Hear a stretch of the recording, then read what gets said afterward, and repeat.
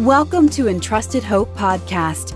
We're so glad that you've chosen to join our host, Dr. O'Shea Lowry, as she shares with us God's unchanging truths and life lessons He has entrusted to her along her journey. Have you ever found yourself in a situation in which you struggled to make sense? Maybe God had called you to live in a place where at first you could not grasp the reasoning for His directional course. Or perhaps you found yourself in a job position in which you never imagined yourself being. Esther had been placed, positioned, and chosen to be queen of King Ahasuerus. Yet unbeknown to her at the time, more occurred from this placement than what she ever could have fathomed.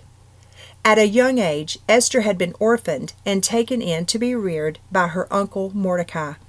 However, years later, she found herself in a royal position, one she probably never had envisioned.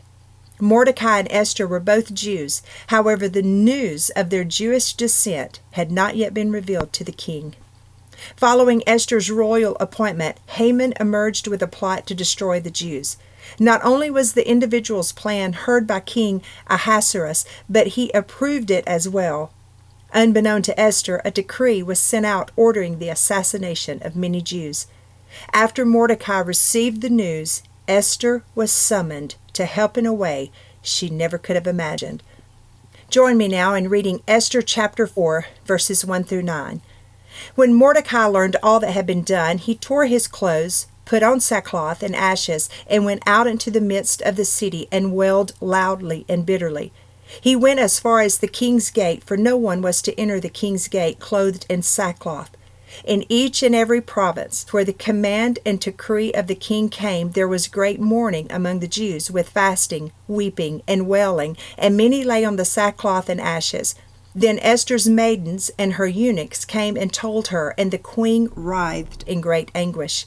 And she sent garments to clothe Mordecai, that he might remove his sackcloth from him, but he did not accept them. Then Esther summoned Hathach from the king's eunuchs, whom the king had appointed to attend her, and ordered him to go to Mordecai to learn what this was and why it was.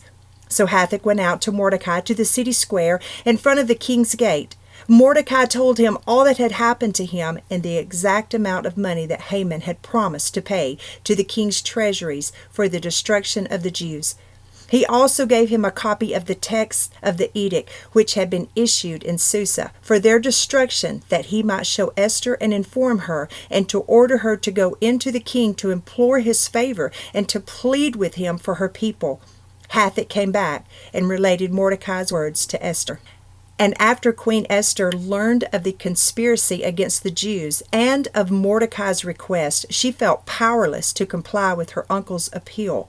For in order to see the king, one had to be summoned by him, or one would face death, unless the king held out his golden scepter.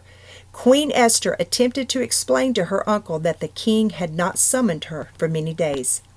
So let's pick up reading in Esther chapter 4, verses 10 through 12. Then Esther spoke to Hathach and ordered him to reply to Mordecai. All the king's servants and the people of the king's provinces know that for any man or woman who comes to the king to the inner court who is not summoned, he has but one law, that he be put to death, unless the king holds out to him his golden scepter, so that he may live.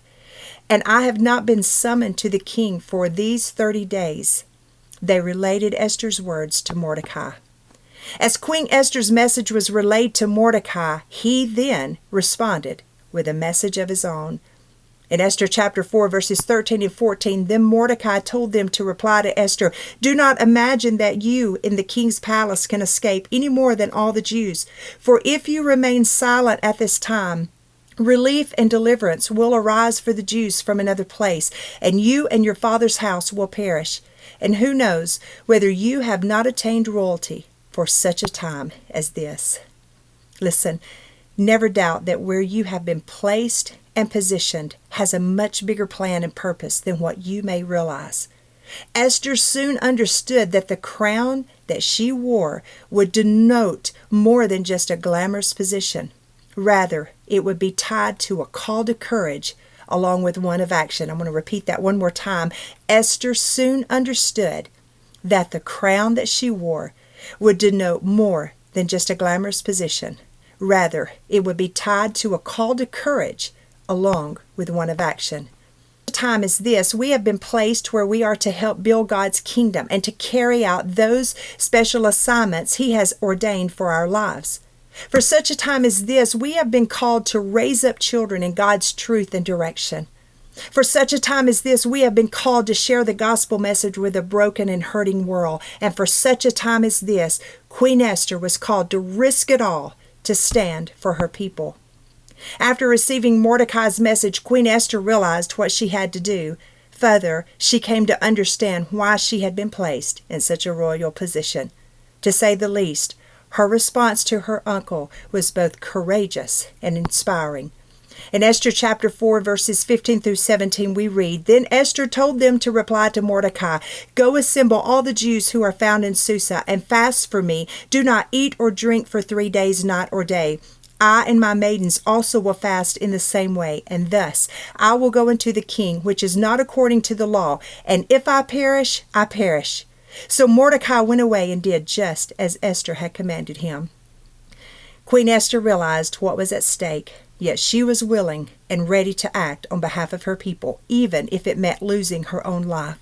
Her bold decision to be courageous and act kept the Jews from being destroyed, which included the life of her uncle Mordecai as well as her own. Listen, see your placement and position as an assignment from the Lord, with the promise that He will never leave you nor forsake you. Onward, mighty woman and man of God, the Lord is up to something where He has positioned you. Trust Him. Open up your ears and listen, and your eyes to watch, for you never know when the day will come when you too will be called, for such a time as this, to be used greatly for God's kingdom and His glory. Be ready. Thanks again for joining Entrusted Hope Podcast, and may you have a blessed rest of the day. Thank you for listening to Entrusted Hope Podcast.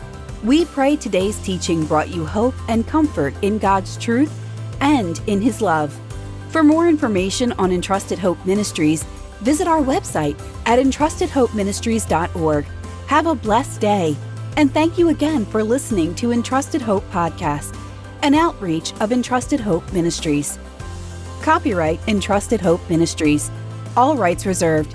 No portion of this content may be reproduced in any form without permission from Entrusted Hope Ministries.